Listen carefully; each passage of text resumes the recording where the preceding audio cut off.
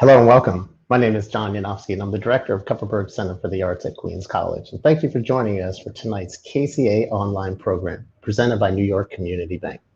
It's good to see you all again, and I hope and trust that you are safe and in good health and spirits as we all continue to navigate through the challenges of the pandemic. But as always, the arts and culture will guide us through. Now, this evening is the first event of our new season of our reading series, Off the Page, Conversations with Writers, which is produced in collaboration with the Queens College Department of English, the Provost's Office, and the Dean of the School of Arts and Humanities. This event tonight is also co-sponsored by the Queens College MFA program in Creative Writing and Literary Translation. Tonight, we are thrilled and honored to feature a reading and conversation with acclaimed author and visiting Queens College professor, Nicole Dennis-Benn, who will be joined by author and Queens College MFA alum, Rajiv Mohabir. The evening will be hosted and moderated by Queens College professor and author Vanessa Perez Rosario, who also serves as the curator for this series. The Off the Page series has been incredibly exciting to breathe new life into, as we relaunched it last season with events featuring such authors as Maza Mengiste, Kimiko Han, Julia Alvarez, Claudia Rankin, and Cherie Moraga. And we do hope you continue to come out for this season's events as well. And as Kupferberg celebrates the new 2021-22 season tonight, which will feature a blend of virtual and in-person events, we'd like to express our deep appreciation for our funders and sponsors who help us bring programming like tonight to you.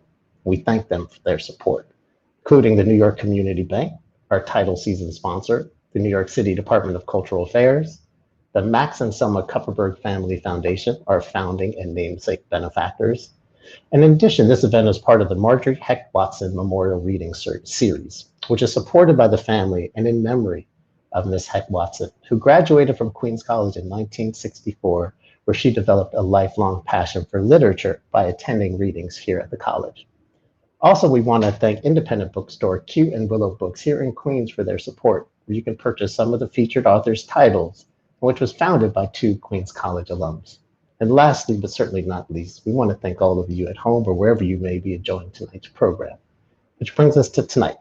And as mentioned, the Off the Page series is curated and hosted by Queens College professor and author Vanessa Perez Rosario.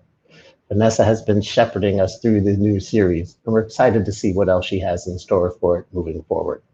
Now it's my pleasure to welcome Vanessa into the broadcast. Hi, John. Hi, Vanessa. Good to see you again. Good to see you. Thank you for kicking us off and getting us started tonight. I'm really excited about this program this evening. We are featuring two authors who have a strong connection to Queens College, and I'm excited to introduce them and share a conversation with them about various themes. Literature, immigration, multilingualism. Their works are really incredible, and I can't wait to get started. So I'm going to introduce the authors now and share a little bit about our program for this evening. Nicole Dennis-Benn is the author of Here Comes the Sun, a New York Times Notable Book of the Year and a 2017 Lambda Literary Award winner. Her best-selling second novel, Patsy, is a 2020 Lambda Literary Award winner, a New York Times Editor's Choice, a Financial Times Critic Choice, a Stonewall Book Awards Honor Book, and a Today Show Read with Jenna Book Club selection. Patsy has been named Best Book of the Year by Kirkus Review, Time, NPR, People Magazine, Washington Post, Apple Books, Oprah Magazine, The Guardian, Good Housekeeping, BuzzFeed, Elle, among others. Patsy fills a literary void with compassion, complexity, and tenderness, raves Times Magazine, and NPR names Dennis-Benn an indispensable novelist. And she's also a visiting professor here at Queens College in the MFA program. We're thrilled to have her with us tonight. Our second guest this evening is Rajiv Mohabir. He's author of 3 collections of poetry, Cutlash, The Coward's Son, The Cowherd's Son, excuse me, and The Taxidermist's Cut. He also translated I Even Regret Night, Holy Songs of Demerara, received a 2020 Harold Morton Landon Translation Award from the American Academy of Poets, and his memoir, Antiman, received the Restless Books New Immigrant Writing Prize.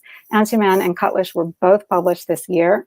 Currently, he's an assistant professor of poetry in the MFA program at Emerson College, translations editor at Waxwing Journal. And he is an alumnus of the MFA program here at Queens College. So I'm thrilled to invite them both to host them both this evening. The structure for the evening is that our two guests will read for about 20 minutes. They'll read from their work. Each will read for 10 minutes. So it'll be about a 20-minute program.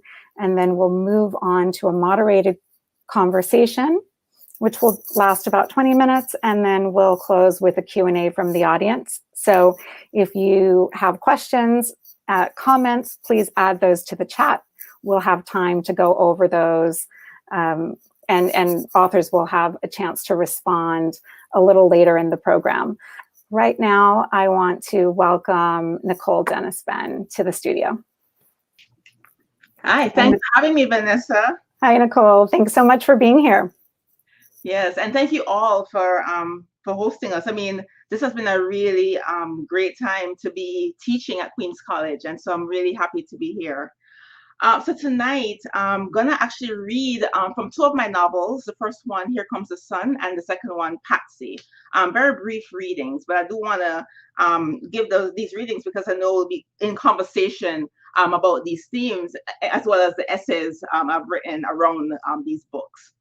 So the first book I'm about to read from is Here Comes the Sun, which was my first ever novel, set in Jamaica for a reason, being that, you know, this documents the other side of paradise. You know, usually when you hear about Jamaica, you hear about the tourism industry, you hear about sandals and Rastafarianism and all those other great stuff. But there's another side. And this book is actually through the lens of working class Jamaican women. And I'll actually talk more about why it's important for me as a Jamaican writer to write from the lens of our women. So without further ado, I'm going to read a very short monologue from Dolores, who's one of the main protagonists in Here Comes the Sun, who actually is a vendor. And here she's telling her daughter about something that happened to her in the community. And this monologue is self-explanatory. Spoken in Patois. Dolores comes close to Tandy, her arms open as if to embrace her. Tandy is prepared to rest her head against her mother's big breasts. She's ready to drop her shoulders and let her mother rub them, tell her that it will be all right, that Clover got what he deserved.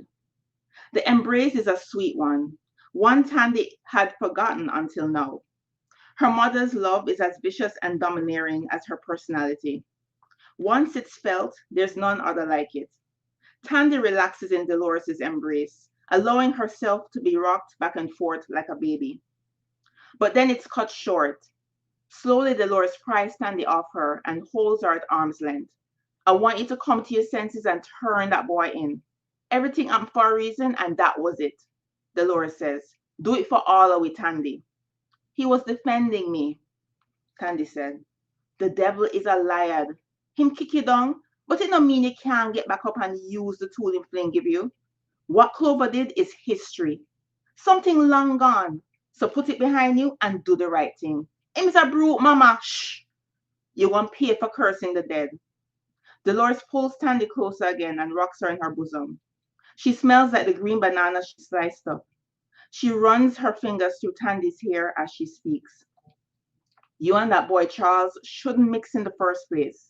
As me say, if you go pick up with a street boy, then you must at least get something out of it.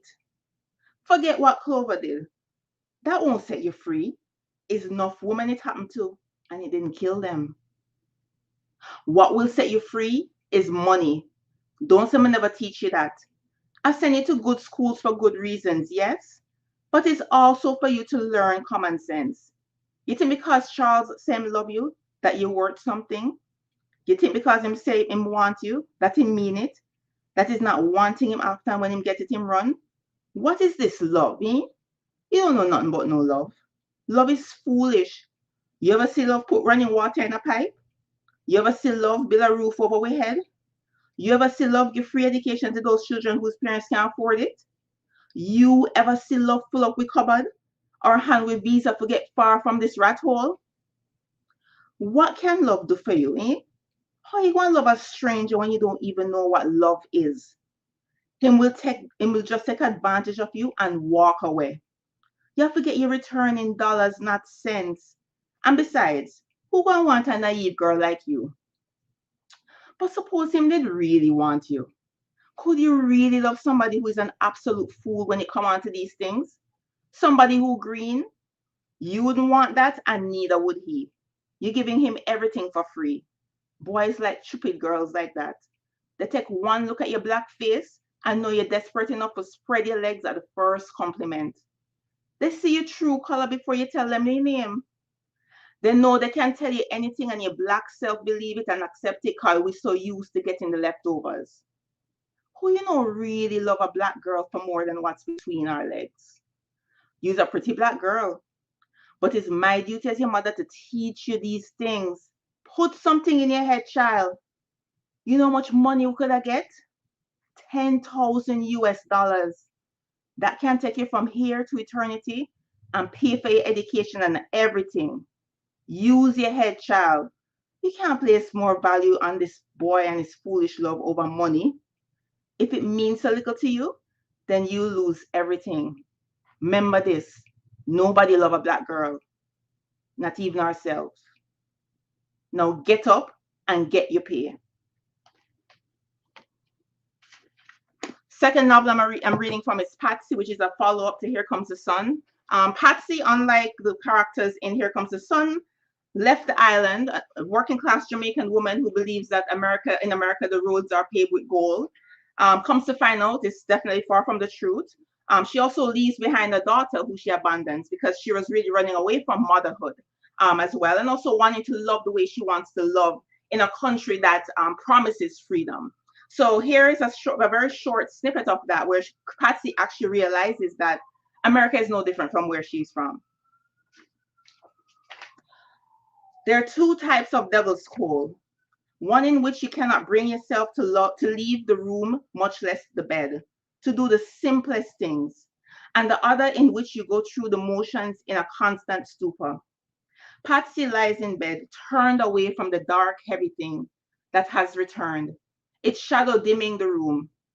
With the cover over her head, she closes her eyes, not wanting to see it. God knows how long she has gone without eating. She could die, she knows, though death doesn't seem that scary after all. Not as scary as the dark thing. Here in America, there are no bush teas for it, no bitter mix of ramgoat roses, rosemary, lemongrass, bissy, and other herbs. No pastor to come with a bottle of sanctified olive oil. No neighbor from the country who can wring the neck of a goat and sever it with a machete for you to bathe in its blood. No time to lie down and let it run its course. She's powerless against it. The real hell is allowing this place to eat you alive, her roommate Fiona says to Patsy, when she notices that she has been lying in the same spot on the bed inside her studio from sunup till sundown. How many rotations has the sun gone through since Patsy climbed in the bed that night after seeing Cicely, her love? She slips in and out of sleep. She wakes to Fiona shaking her. Patsy, Patsy, Patsy! It reminds Patsy of her daughter's voice, how it would pull Patsy from the lips of a deep sleep. Here she's in the midst of it, hating it, terrified of it, and yet her only thought is of true. During those years, it was the anticipation of going to America to see Cicely that had kept Patsy alive. But what is keeping her alive now? Where will she find the strength that will protect her from the spells? How can she live knowing that she lost Cicely to her American dream? It's then that what Fiona had said about not having the luxury of choosing love makes sense to Patsy. That's what it all comes down to: choice. When has she ever been given a choice? Never. She was never given the choice to say no the first time her legs were pried open. Never given a choice to rid her body of the grievance she had to carry for 9 months. Never given a choice to look at another woman and allow herself to be carried by the feeling without blood, bright red on glistening glass, sticking to her like shadow. And now the promise of life comes with accepting the fact that she will never have a choice. Thank you very much, and I'll definitely look forward to talking more about this afterwards during the Q&A.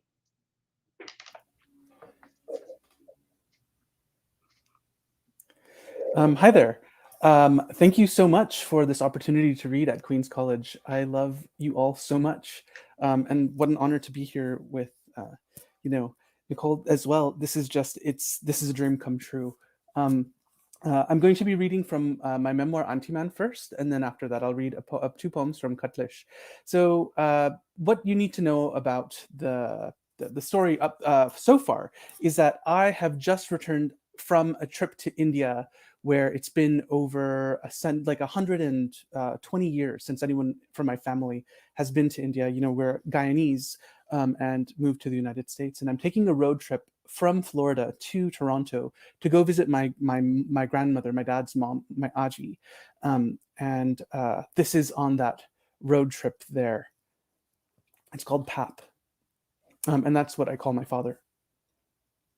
When I returned to the United States, 30 pounds lighter than when I left, from being infected with 3 parasites, Ascaris lumbricoides, paratyphoid, and giardia, I was greeted by my family and friends, holding signs that said, "Welcome home, Remy." India had changed me, but not in the spiritual sense that I had been expecting. Yes, I wore the kurta pajamas, the dhotis, the prayer beads made from amethyst to help open my third eye, and open my third eye it did.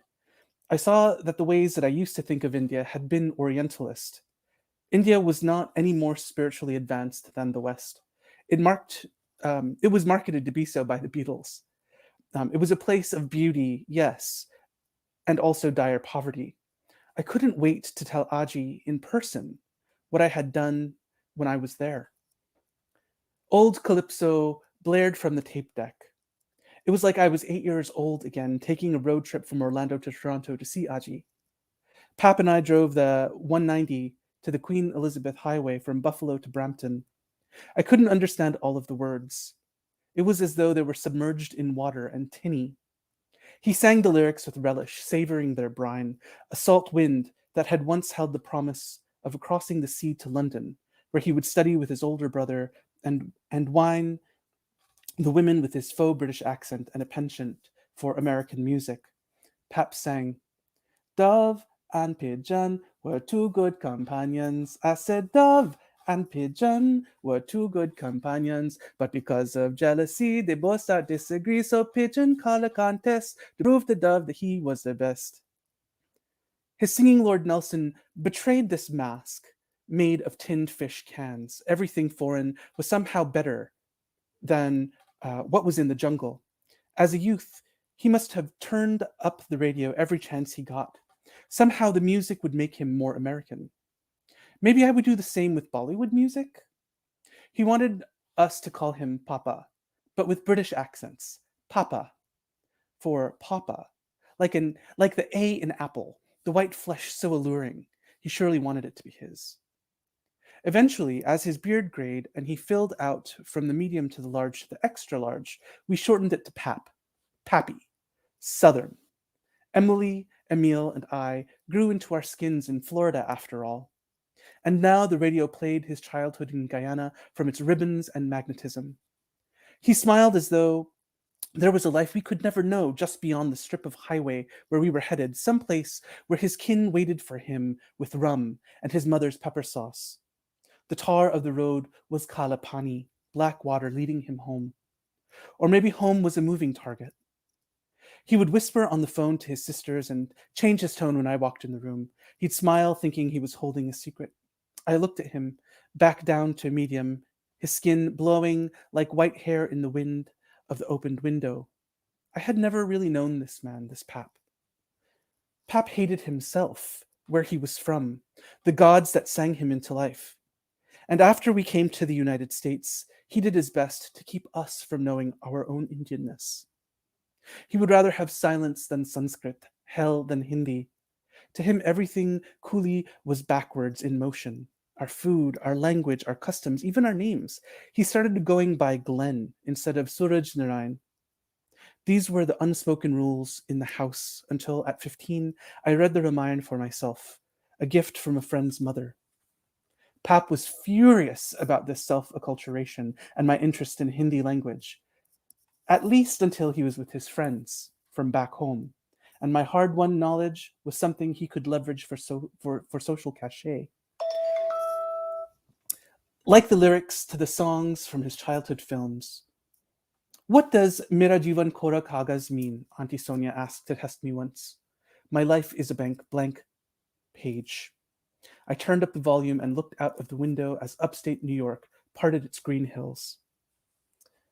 And so I'll end reading from my memoir here, and I'll move into reading from my book Cutlish. And something that's special about this book, it just come out. It started as my MFA thesis while I was at Queen's College, and it's undergone many transformations, and it's finally out. I graduated in 2013, and it is now 2021, and it's taken me all this time for these poems to really develop. And so the one thing that I did was this experimentation of creating a form called the chutney poem based on Indo-Caribbean music called chutney music. One of the hallmarks of this poetic form is that the chorus is in Guyanese Hindustani, or Guyanese Bhojpuri as my own familial language was. In the umbrella term is Caribbean Hindustani, and it marries a whole bunch of things. And so what I'll do is you'll hear the first couplet written in Hindustani, and at the very end of the poem is when you'll hear a transformation of it into English. So this one is called The Poco Kid, as in the post-colonial kid. Matahet logan bol na sake hain, darasana nahi mural murjha ke. Let's get one thing queer. I'm no Sabu-like sidekick. I'm the main drag. Ram Ram in a sari, salam on the street. I don't speak Hindu, Paki, or Indian. Can't control minds. Have no psychic powers. I clip my yellow nails at dusk. On Saturday nights, I shave my head. Forgive me, Shiva. Forgive me, Saturn. I'm Cooley on Liberty Ave, Desi in Jackson Heights, where lights spell season greetings to cover Christmas, Diwali, and Eid. Where white folks in ethnic aisles ask, will your parents arrange for your bride? While Ma and I scope out fags, yaff and laugh, while aunties thread our eyebrows. The subaltern cannot speak. Representation has not withered away. And that chorus, or the fragment in Guyanese Hindustani and Bhojpuri was from Can the Subaltern Speak by Gayatri Spivak. And the next poem is called Chutney Mashup. So basically, I've taken all of these chutney songs from the 60s and 70s, and I've performed various deviant translations and transformations and transmutations and transpositions, and I've come up with a mashup of all of the songs in English, and this is called Chutney Mashup. आज सवलिया हम न जाइबे भीतर बलम उलट पवन चला गया चादर बिछाओ. You tie your veil to meet me in the courtyard, though there no neem tree grows. You wrap your limbs tightly about mine as jamun fruits betray their pedicels and stain the concrete with ruby wine. The Shehanai weeps for us only. Inside, my strength has ebbed. Spread a sheet on the earth, Balama, that when weary we may lie on silk in peace. Despite your wise restraint, your morals will scatter in a fire dance. What God can save us? I will never escape the body's betrayal. The neighbor women jeer at the stains on my veil. My ruined fabric, I pleat and tuck at my waist. Today, love, I will not go outside. Love, against the backward wind, spread a sheet. Thank you. And I think I'll end here.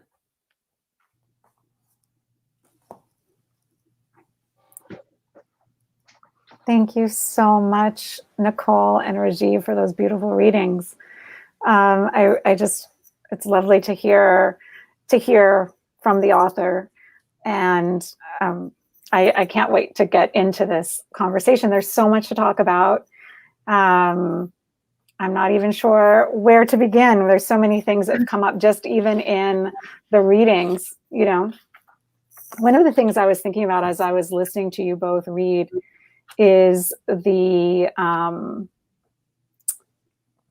importance of the journey, both the journey and the question of home for Caribbean people. And this is very much a Caribbean conversation tonight. And I'm thinking about, you know, I couldn't help but think about that. I was struck by it in both the readings. There's, of course, the question of the journey in Rajiv, in your memoir, the journey to India.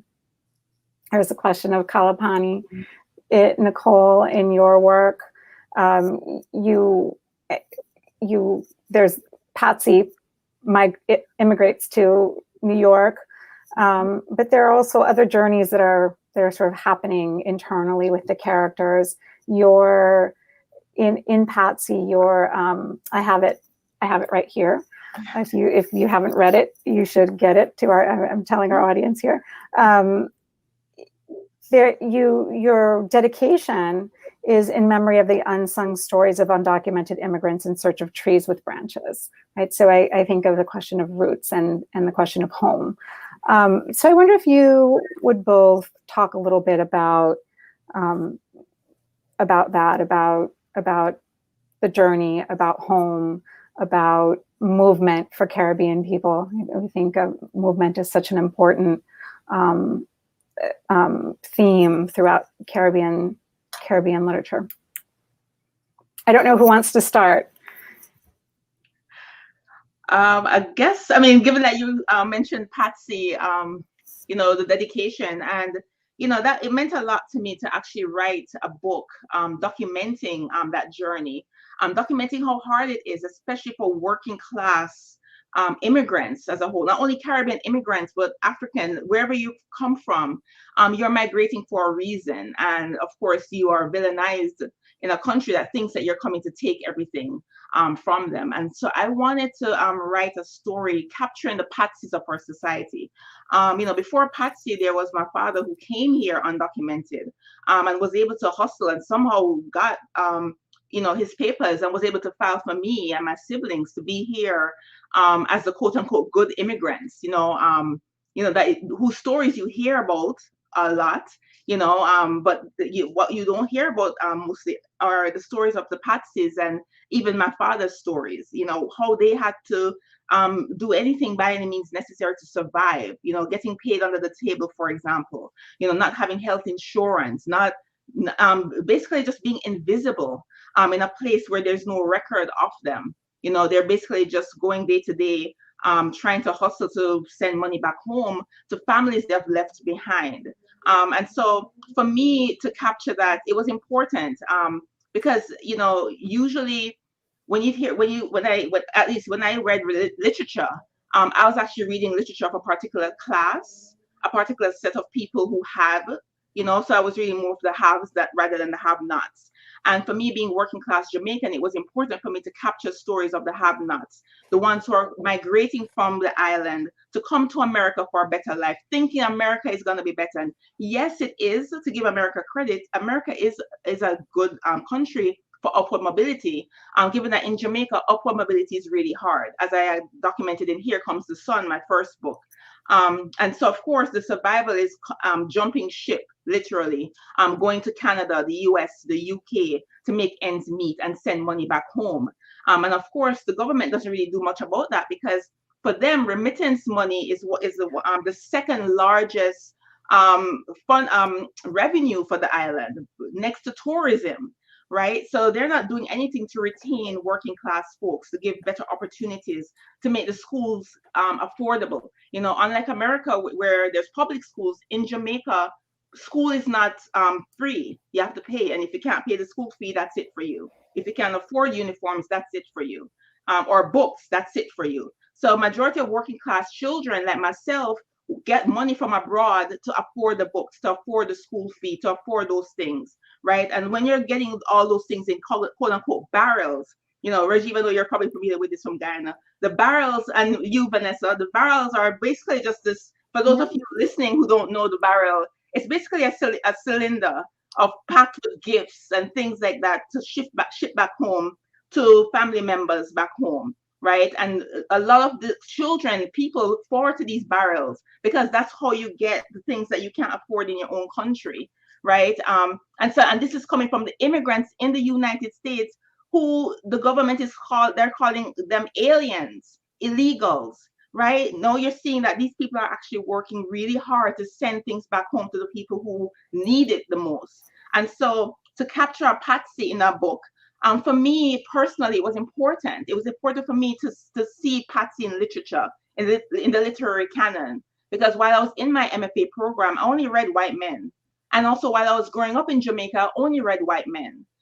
So as a Black Jamaican working class woman, I'm going to put myself in there. I'm going to put the families in there. In fact, I had assigned my undergrad students Paul Marshall's Poets in the Kitchen for that reason. Looking around you and seeing the storytellers around you. Who are these people? You can be a writer as well. You can write your own stories. And so Patsy was born of that. Here Comes the Sun was born of that. And so yes, I do dedicate my books to the unseen people, at least unseen to those who actually devour the literature, but not pandering to them. But we'll talk about that later. And if you want to read more about the barrel, I mean, the barrel becomes a huge thing for Patsy herself, yes. Right? She's conflicted about it. She has this barrel in her room for a long time. I won't give it away yes. For those who haven't read it yet. But the barrel is an important symbol in the novel as well. Rajiv, I don't know if you want to talk about some of these themes too that are so important in your work as well.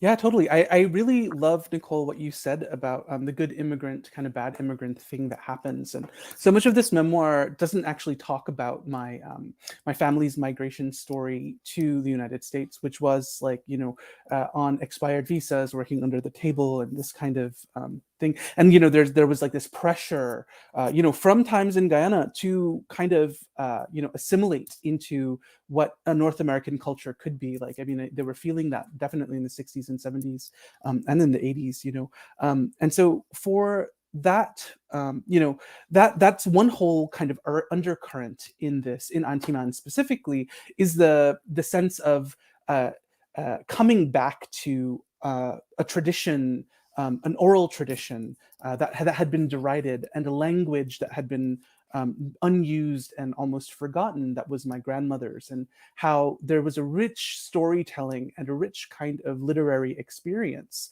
that we were birthed from, and how coming back into these songs and stories enlivened something within me at this time.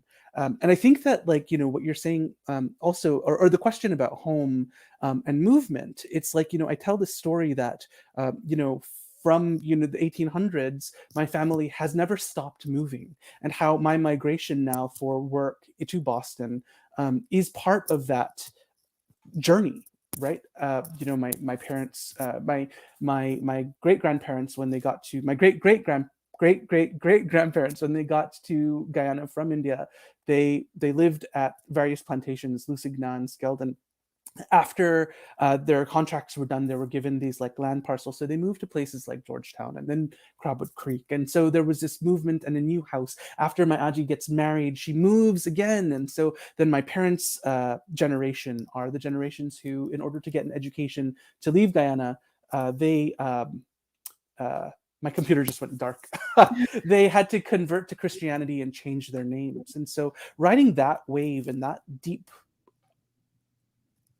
psychic journey into being acceptable, enough to have access, was something that my parents brought into North America for sure, and something that I have been trying to actively unravel and untie, and to claim back these oral traditions that are, pretty wizened, or come from pretty wizened folks in my family who are not lettered in any language. Yeah, when you pick up the memoir, it's in the first pages, right, that we begin to hear your, in the early pages, we begin to hear your Aji's voice and her songs. And one of the things that I thought about a lot as I was reading both your work, and we heard some of it tonight as well in your readings, is how multilingual both of these texts are. Well, not both of these texts, but your work in general, both novels and Rajiv, your poetry and the memoir. And I was really, it's beautiful. It's multilingual. We hear the Jamaican Creole, the Guyanese Creole, the Bhojpuri.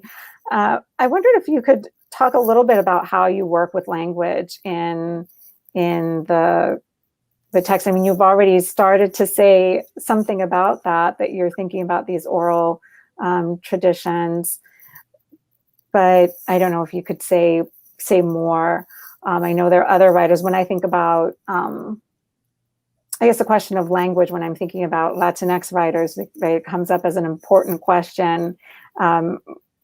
Are you concerned? I've heard people ask questions like, are you concerned about alienating readers and that sort of thing? And I always think that they offer the right answer, but I'd love to hear you talk a little bit about how you work with language, with multilingualism in these texts. Yeah, thank you. It's a question that I will, pick up with, starting with The History of the Voice by Kamo Brathwaite, and to say that, he advocates for the nation language as how the Englishes that we speak in the Caribbean that aren't the standard Englishes that are written and received in iambic pentameter. Rather, he says that the voice of the Caribbean writer in writing in nation language rages like a hurricane. And I think that that's really beautiful. And to think about representation of, Guyanese Creole, and where I've seen it in literature, and there's not very many places that I do. I mean, there was a book called Slave Song by David Dabydeen in 1984, I believe it came out. It's a collection of poems. I believe it's his first collection of poems that won the Commonwealth Prize. I think that's the prize that it won. Don't quote me. But and how it also was David Dabydeen putting voice into Black folks in colonial and European paintings, which, there's a kind of thing that we'll look back now at and say, let's talk about who gets to represent whose voice. And part of that for me was, these songs and stories had been derided all my life. And, my grandmother would sit and she would narrate this entire epic of Ramayana, and, and not just that, but like her lifetime and her stories. And it was multilingual.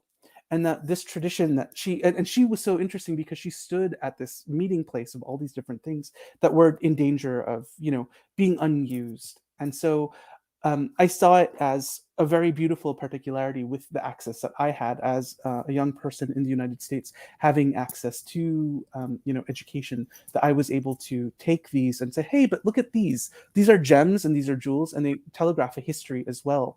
And writing for me in this multilingual kind of, foot and oeuvre has been, I'm lucky that there are other Caribbean writers writing in patois and creoles that kind of opened up space for, this particular Guyanese voice to come through. And then also the experiment of, a highly, it's somebody, there's a political person in the Indo-Caribbean community in New York who said to me, "Oh, it's so great that you're showing such interest for our micro community." And I was like, "Micro community? What is that?" And I was like, actually like clutching my pearls, and I was like, "Actually, no. This is how I came to stories and songs. It's like, part of it is this hybridity, right? It's like when I used to go to family functions, somebody would tell a story, and then there's always like a tangential story that abuts that, and then somebody breaks into an old calypso, and then somebody else is singing another song, and then they tell like the gossipy, "Oh, you heard about so-and-so's son did so-and-so thing," and like how this is all part of telling a story. It's like kind of like a web, and it doesn't happen just in English because that's not the language of my family's passion, and so that's what I'll say about this. Yeah, great. Thank you. Nicole, I wonder if you could talk a little bit about use of Creole. I mean, I have to say it was so wonderful to hear you read in Creole. And I actually listened to I listened to Patsy on the audiobook. And you have a wonderful person read. Well, actually, both audiobooks are really great. But I listened to it while I read over the summer, and it was just wonderful to hear the Creole. So I wonder if you could talk a little bit about it. Yes, like Rajiv, I came to storytelling as an oral tradition. One of my greatest inspirations is Jamaican poet Louise Bennett. Many Jamaicans grew up on Louise Bennett. In fact, she was actually taken off the air because she talked too much patois, or as Caroline Cooper would say, she chat too much patois. And for me, part of my writing is also freedom. Finding my own voice. For so long we've been silenced, actually told never to speak patois, never to speak Jamaican patois in public. If you were to speak Jamaican patois in public in schools, you are considered backwards or uneducated, right? And so many of us Jamaicans internalize that to the point where, if we slip, it's an embarrassment to your family. So, trying the hardest to speak the Queen's English, especially in the earshot of a school principal, or some higher up, right? And so when I was living on the island, I was restricted to the point where I started speaking the Queen's English. In fact, I used to pat myself on the shoulders, like, "Oh wow, I speak properly." And then of course, going back home to Vineyard Town, where I grew up, and switching back with my family, Jamaican patois. But then of course, not knowing Jamaican patois anymore, but my primary speaking voice became more like the Queen's English part. And so I really felt alienated from a lot of family members and community folks, right? And so somehow when I found my voice in writing, a part of me, I guess the subconscious part of me, is reclaiming all that was lost. James Baldwin always says, language is identity. And to take language from a group of people, you have erased who they are as people.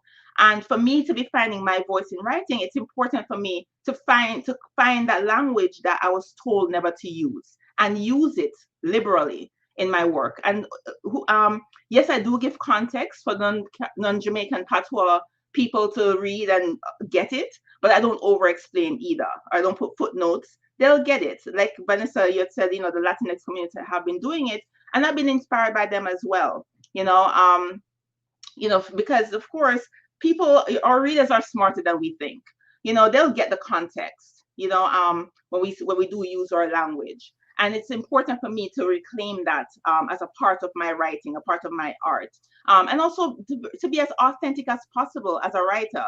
Of course, I know the questions I might get, who is your reader? When you think about your reader, for me, I write for myself first. I always write for that Jamaican girl inside me who never saw books written by folks who look like me, who sound like me.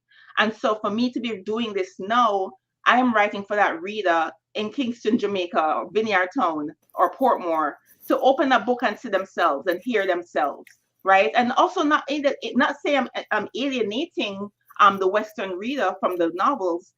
They will get it, like I said before. They've gotten Here Comes the Sun, they've gotten Patsy, of course, but at the same time, not pushing away the very people who made me Nicole Dennis-Benn. Yeah, great. And I can see that that tension for the young characters in your novels too, True and Tandy, right? Who they're in school, they speak less and less patois, they speak less and less Creole, and that creates tension between them and their community. Yes. So you see that in your novels as well. So I'm getting a sign here that we're running out of time and it's time to open up to the audience, and I have so many more questions. But I think maybe we should start to take some questions from the audience. And of course, I did have one more, I think, really important question that we've not had a chance to talk about. It might be in some of the comments, but I do, maybe as I start to field the questions, maybe I'll just ask this last question and then I'll start looking at the comments from the audience at the same time. Both of you center queer characters or figures of color in your work. Can you talk a little bit about that? I mean, I feel like we can't end the conversation without talking about the intersection of gender and sexuality and race in your work. I don't know. I'll ask Nicole to start since Rajiv took the last question first. Okay. So for me, writing queer women or queer people of color, period. One of the things as writers, sometimes you do, like I said earlier with the language conversation, wanting to read the books that I've wanted to read for years and years.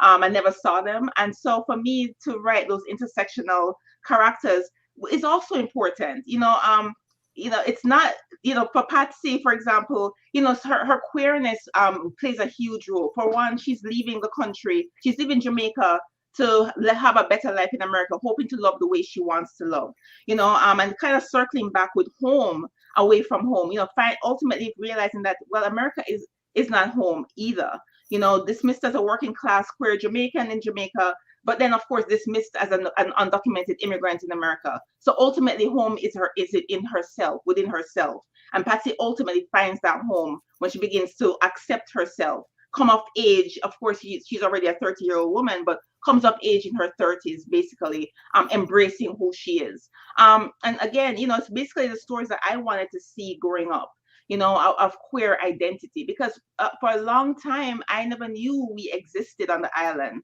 I thought I was the only lesbian coming out to myself in Jamaica at the time, right, when I was 16, looking around and seeing all women in heterosexual relationships and wondering what's wrong with me. And then I came to America and read Audre Lorde, and Audre Lorde in Zami did it for me. Like, I'm like, whoa, this woman, she's a Caribbean immigrant, she's queer, she's Black, and I'm like, a woman, I'm like, wow, that blew my mind. And I want to do for the next generation what Audre Lorde did for me, right? With those intersectionalities being prominent on the page. Wonderful, thank you. Wow, that's marvelous. Thank you so much, Nicole, for your work. It's so rich, and it's so wonderful that I live in a world where I have your novels, and they've been influencing me, because you do such wonderful things here, and exactly what you're talking about, making visible the things that you would want to see. And like, quite honestly, like, to find yourself or people like you represented in literature, it's amazing. And thank you for your body of work. And for me, and you also too, Rajiv. Thank you. Oh, you're welcome. When I think about queerness too, right, and it's like I can answer this really easily, is this is a memoir, so Yeah. there's gonna be queerness that like comes up for sure.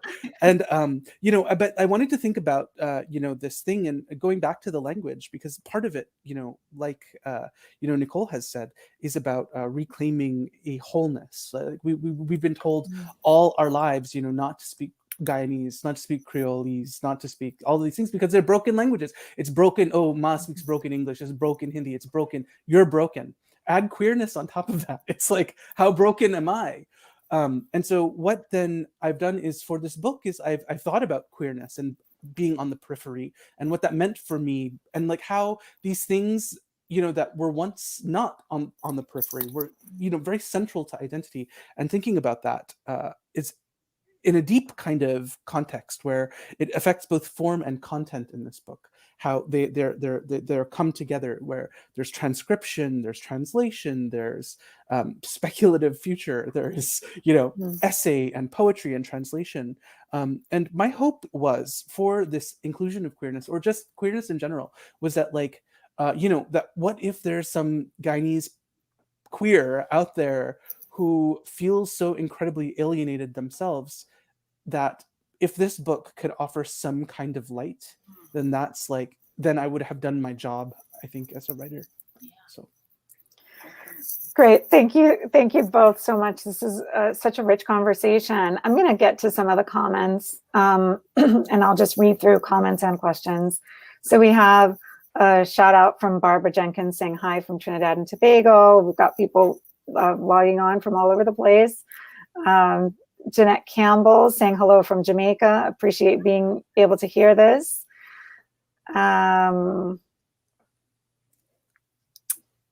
Let's see.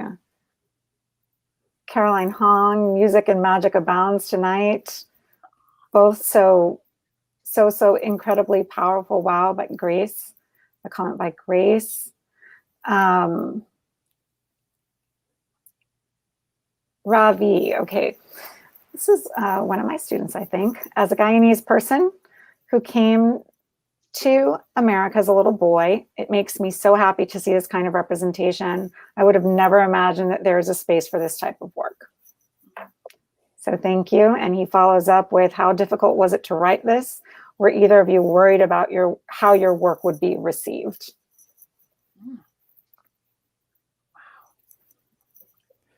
Rajiv, you want to start or no? Sure. Yeah, I'll totally start. Yeah, thank you so much, Ravi, for this question. It was difficult. This is difficult to write. It was hugely difficult. It's still difficult for me to even think about this book. I anxiety is definitely part of my life, and managing anxiety has been there for me in most of my adult life. And thinking about this memoir living outside of me as being something that will help calm my mind. It's not always, it's been a ride, let me just say. But that said, the emotional difficulty is one thing. Looking honestly at what's come before and painting yourself as not always a hero is a real exercise in humility.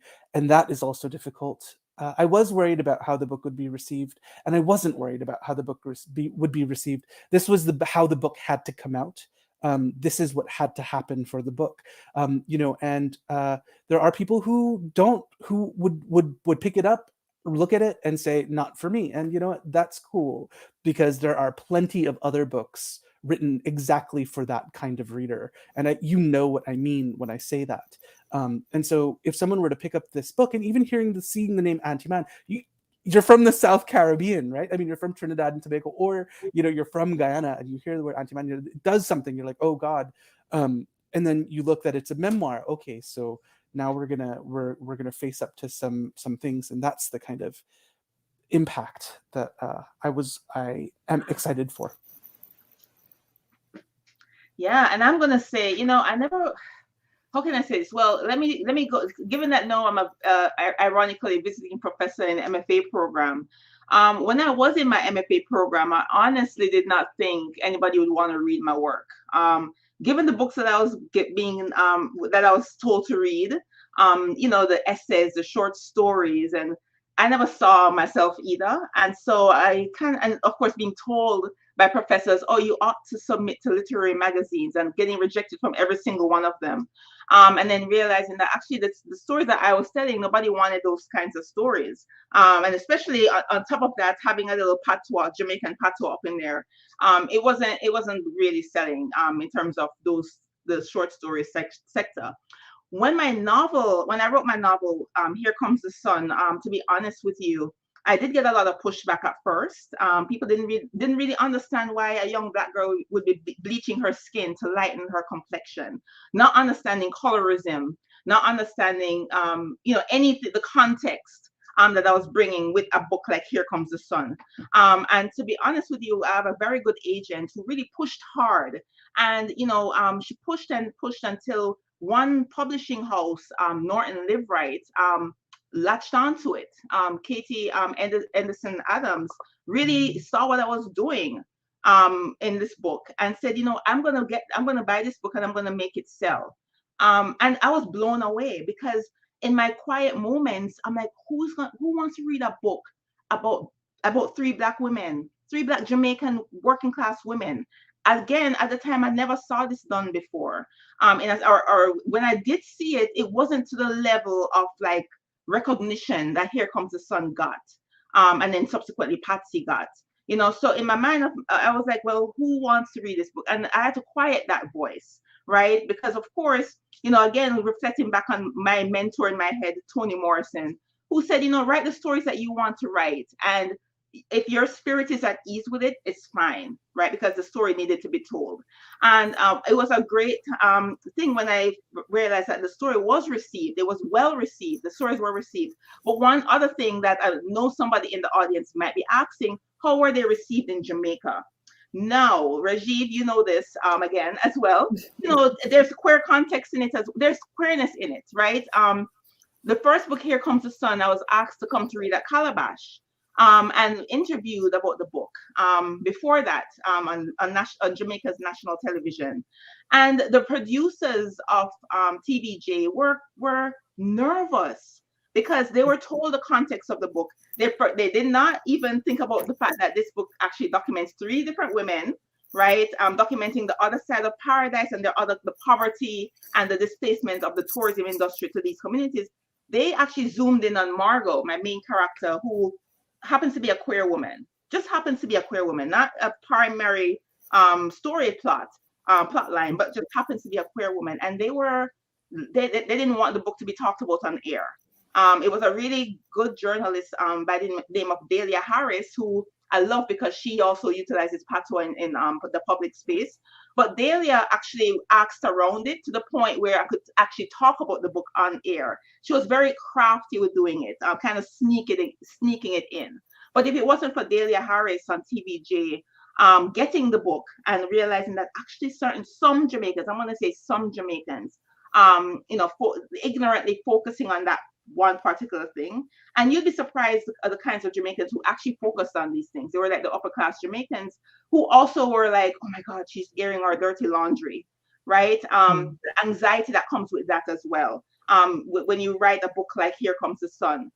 So for me, it was very little backlash in a sense. But then when you look at the majority of individuals who write to me, who send me letters and IG messages and Twitter messages, all these things, I'm reading your book, I'm loving it, I'm teaching it, all those things, it says a lot to me. In fact, in high school now, I believe there are certain high schools teaching Here Comes the Sun. So it means a lot to know that actually, yes, people are interested in these characters, they're interested in their lives. And so, yeah, just keep writing. To anybody who's listening right now, feeling that you're writing a story that nobody wants to read, write it anyway. You'll be surprised. Yes, and you do such a beautiful job at creating these worlds of women. I mean, it's one of the things that I thought as I was reading the novels, these relationships between women, mother, daughter, sisters, aunties. I mean, they're just a stepdaughter, daughter. I mean, they're just amazing. You do an amazing job of that, of telling the stories of these women in families. So I'm so glad that you wrote them. We have a comment here by Cole Schneider, who says the authenticity in both of these authors' works shines through brightly. So thank you for that, Cole. There was a question here that I had kind of was that I was holding on to. Here we go. Sunu Chandy asks, says, Rajiv, you said home is a moving target, and Sunu would like to hear both of our authors tonight talk about that. I think we've talked about home a little bit, but if you want to say something more. Sure. Yeah, I'll start if that's all right. Sure. Hi, Sunu. Thank you so much for your question. It's awesome that you asked this, and thank you for being here. So yeah, home is a moving target. What I mean here is like there's so many belongings. Like the belongings are multiple and they're overlapping and they're complicated, just like identity categories, right? Like, if we think about identities, whether, through intersections or actually this other configuration of the assemblage of identity, it's something that these multiple belongings can be, picked up and put down in terms of like coalition building, let's say. Maybe that's very optimistic. I mean, if we're like thinking about what it means to be in this age of national belonging. And so, that's one layer of this home feeling, and like maybe that's also what I mean is that home is like largely affective, something that we feel with different people, like, this idea of what it means to lose kin that I write about, and then what it means to find kin again, and how those home feelings can be very profound. And so home in this way is always moving, whether it's cultural home, the specific kind of grief that comes from lamenting, familial culture, because you're no longer part of a larger family construction, because of queerness, and there's like an outsideness, and I think that's kind of what I meant by home is a moving target. When I'm trying to find that feeling is when I find myself drowning in nostalgia. And if I'm writing in that mode where it's like the nostalgia is when I know that the poem or the essay is going to be better for me and for the world as a tweet and not necessarily an essay. Yeah.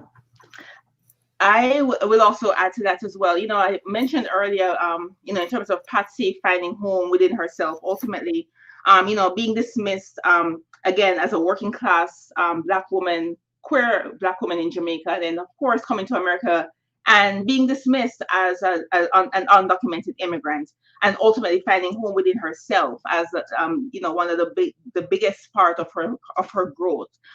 For me personally, in terms of home, it's complicated as well.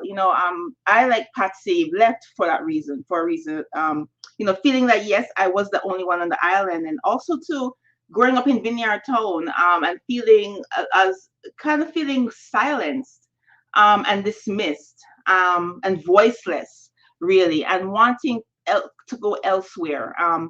Coming to America and reinventing myself, kind of. And it's interesting how we look at America through media, but when you look at it, I suffered from a crushing homesickness while I was here. I wanted to go back home to Jamaica, right? And in fact, when I called my mother and told her this, she was like, "Wait, what? What do you mean you're going back home to Jamaica? Do you know where you are?" And at the time, this was actually, I just moved to Ithaca by myself. I was at Cornell, without any looking around. There were no other, nothing I was used to, just snow at the time. And kind of feeling alone and realizing that people at home are rooting for you, and you're escaping, you're running, and wanting to come home and being told no. And also staying here and realizing that the home in your mind, that you left, actually changes over time. And I'm constantly aware of that too. Being here, the home that I remember still is probably different, for a lot of people. So of course, returning, I'm going to find something different. So home, I guess, like I've written in an essay, home, like my imagination is still my own. It's still those memories that I'm holding on to for the most part, and still keeping abreast with current issues. All my family still live in Jamaica. My parents are in Jamaica still. But definitely knowing that, the home that I still crave, and when I say I'm homesick, is still in my mind's eye, looks completely different from what it looks like now.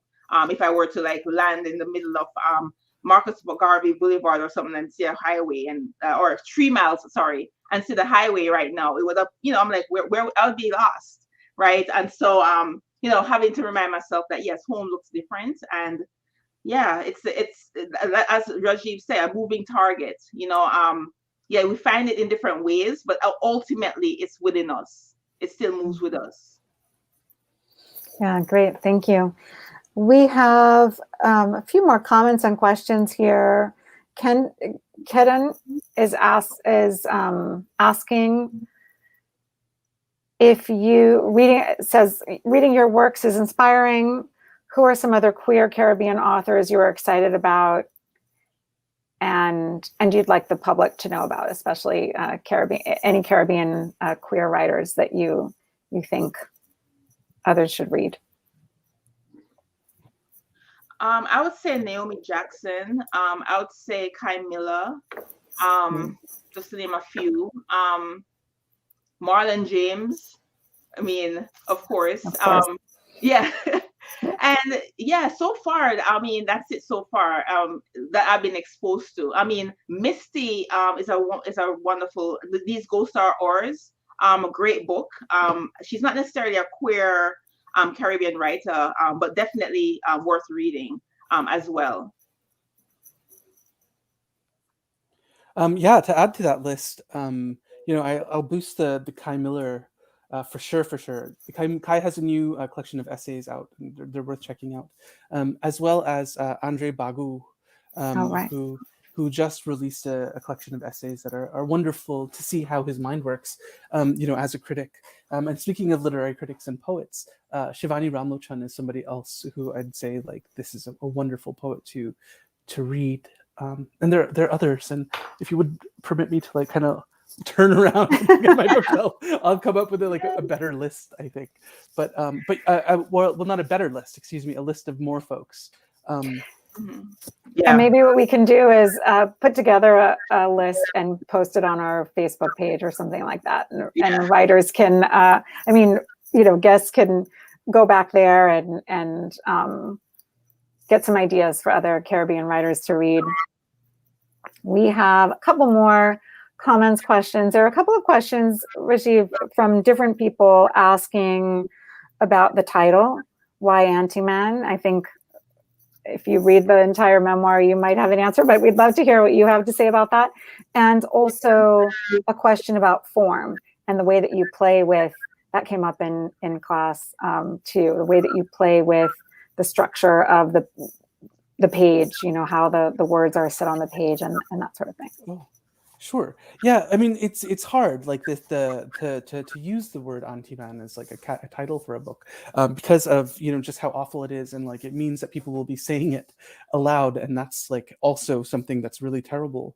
But it also shows a kind of queerness that's not North American. It is from the Americas for sure, but from the Caribbean. And so what if it's something that I can wrest away from the people who would use it to injure me and have it be the name of my most, or not my most, but of a secret power that I have. That's not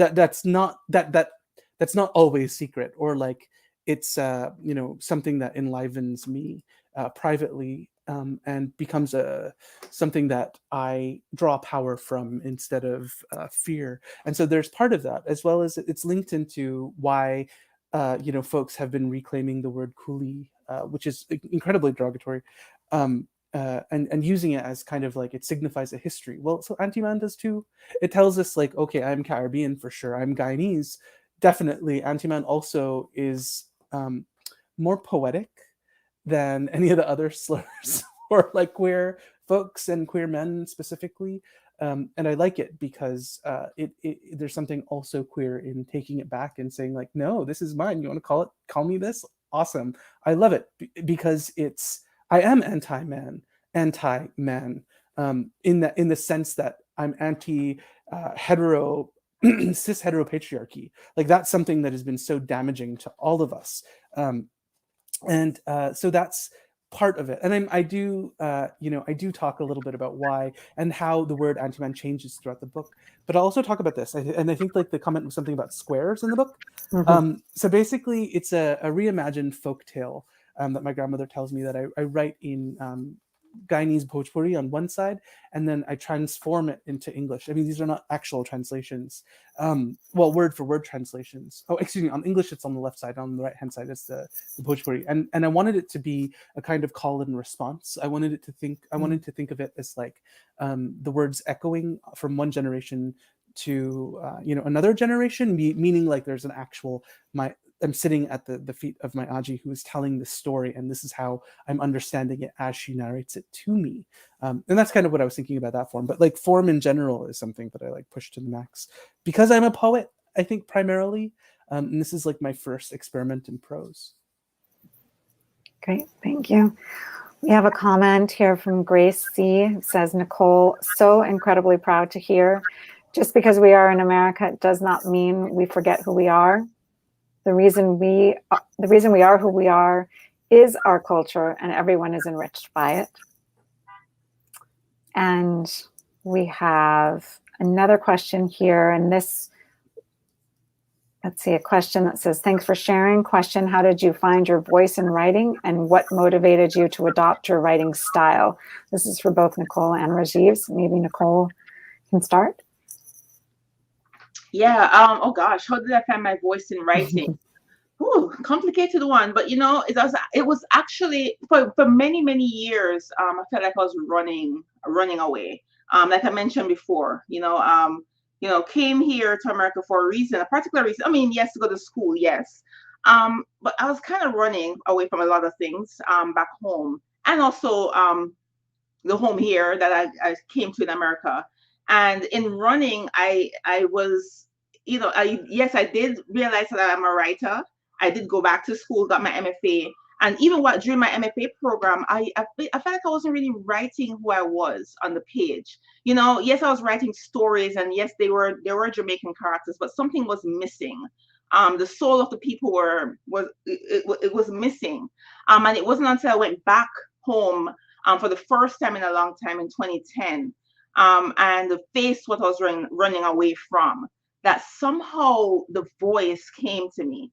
In my writing voice, I started journaling a lot of what I was encountering while I was there, visiting with my wife, who was then my girlfriend at the time. She's American, and she said to me, Nicole, I want to go to Jamaica and see where you're from. You do have this accent, but you never talk about your people, your family. You never introduce me to anybody. You never, and so in that running phase, I said to her, okay, sure. Why not? And we went there in Jamaica in 2010.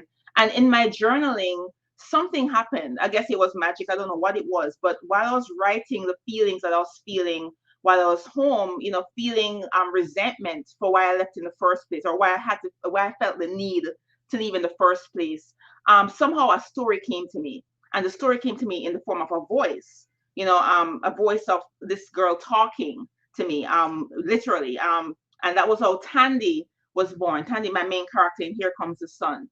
And I don't know if it was me just, I was kind of hiding behind the character. I don't know what it was, and the story just came out of me, and I just started writing in a way that I never, in a risky way that I never did in a MFA program, right? I was breaking all the rules while I was writing, which in addition to using my Jamaican dialect, I was just having the character just really tell me who she is. And kind of facing what I was running away from, ultimately with Margot and Dolores coming in, and somehow the book got bigger than me. But if you were to ask me when I found my voice, it was literally after graduating from the program and being more confident. I guess growing into myself as a woman, and experiences, all those things that shaped me and made me look back and say, well, actually the things that I was ashamed of before, the things that I was told to be silent about, I can no longer be that. And somehow my writing was that anchor that grounded me and gave me the freedom and the confidence to become. Thank you.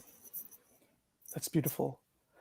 I would say to add to this, I think I found my voice by taking a class with John Weir, who said that there's no such thing as voice. And so that actually let me step out of my own way to make as many mistakes as possible, mistakes, whatever that means, like poetic mistakes.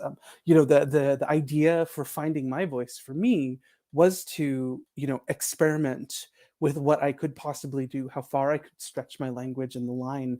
And I was lucky to have people actually, my MFA experience is not similar to many folks, because I was my weirdness, my like multilingualism, all of my ideas were really nurtured by, my professors here, Roger, Kamiko, and Nicole, who, really pushed me to do what frightens me, to experiment and to make these mistakes. I mean, because, Nicole says, and she used to say, if the only thing you do all day is to write a bad poem, then you've had a good day.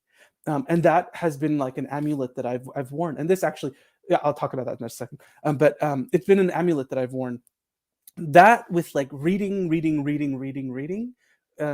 drove me to, being uneven and finding a kind of evenness. I think my voice changes with every book that I have. And I like that because I want my voice to constantly shift. I want it to be growing and changing and have a different thing. But I do want to give a little shout out actually. So this is a pendant that I'm wearing. I guess you can't, this is how the TikTokers do it, right?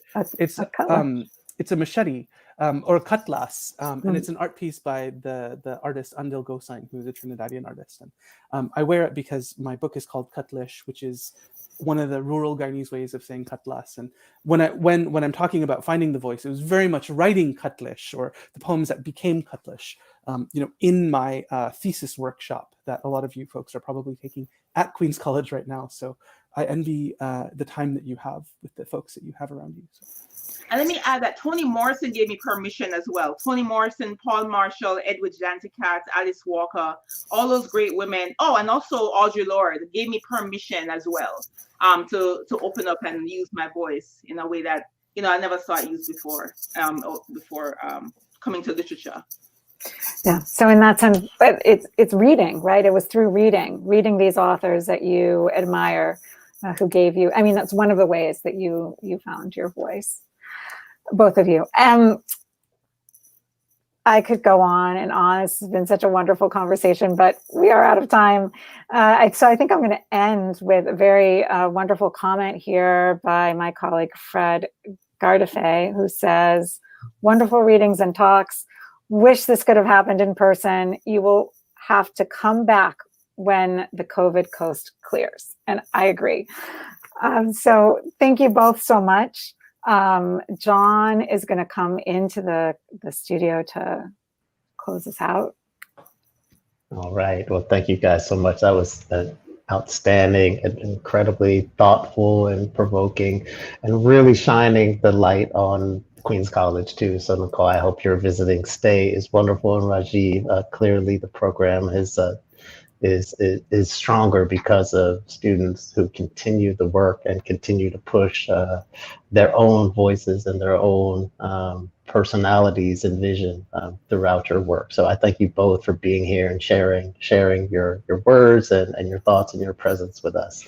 We always on these programs like to share how folks can continue to engage with the artist. Nicole, I know that you have a website and social media. We're going to put those on the screen right now for people to continue to follow you. I know Twitter is all what you writers are on. So here, your Twitter handle as well as your website, you can always find out where Nicole will be, what work she's working on, and follow her career there, as well as Rajiv as well. We're going to put those on the screen. There's Rajiv's Twitter as well as his website as well. So we encourage you folks at home to continue to follow these artists and these writers, bookmark their web pages. That's where you're always going to find the most important things happening. We always also like to acknowledge one of our big supporters, which is a local bookstore, an independent bookstore founded by two Queen's College alums called Q and Willow Books. Online, they feature and offer a lot of the author's work. There you go. There's their logo. There's their website. They have been a really outstanding partner to continue the work and the recognition and visibility of what's happening. And we always like to plug supporting your independent bookstore, particularly one right here in Queens.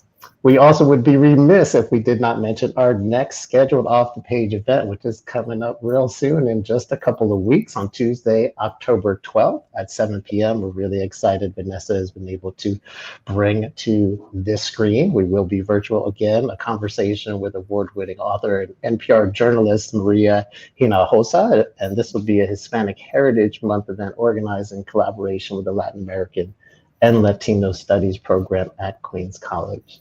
Most importantly, though, we want to thank all of you all, Nicole and Rajiv, Vanessa, our production team of Teresa Lenz and Andres Luke, Chair of the Department of English, Glenn Berger, the Dean of the School of Arts and Humanities, Bill McClure, and the Queens College Provost Office. That is it for tonight, concluding our incredible program. We do hope to see you guys back here for our next KCA online program. You can always visit our website at kupferbergcenter.org for a complete listing of all of our upcoming offerings, both virtually and very soon in person. So thank you all for joining us. Please be safe and stay well. Have a good night, everyone.